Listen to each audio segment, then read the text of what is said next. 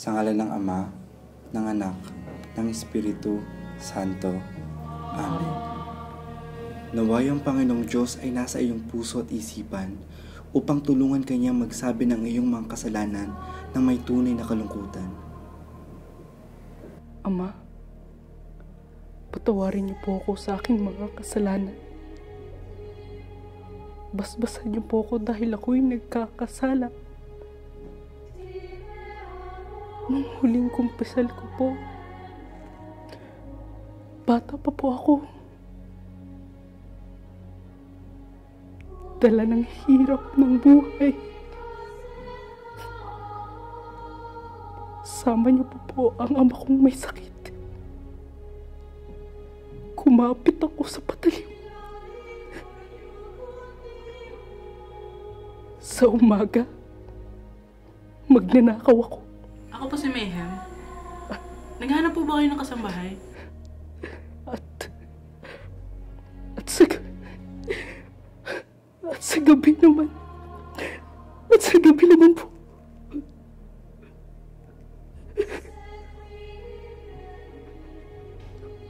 Wala eh.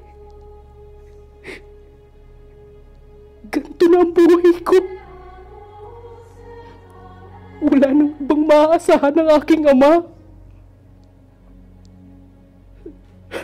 May sakit siya. At hindi na makakalakad. Kaya sana maintindihan at magpatawad ako ng Panginoon sa mga kasalanang nagawa ko. Namatay ang Diyos para sa ating lahat. At ngayon, tinatanggal niya ang lahat ng iyong mga kasalanan. Sa ngalan ng Ama, ng Anak, ng Espiritu Santo. Amen.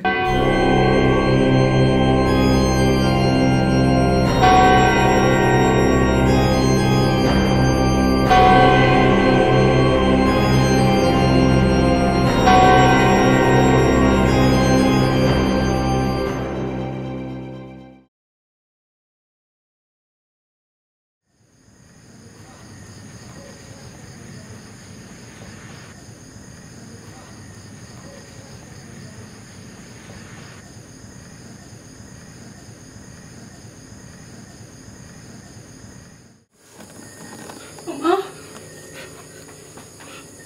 Ama? Ama ko? Ama ko? Patawarin ninyo ako sa aking mga kasalanan. Alam ninyo naman na para sa inyo aking ginagawa, diba? Mahal na mahal po kita. Naman po'y patawarin ninyo ako.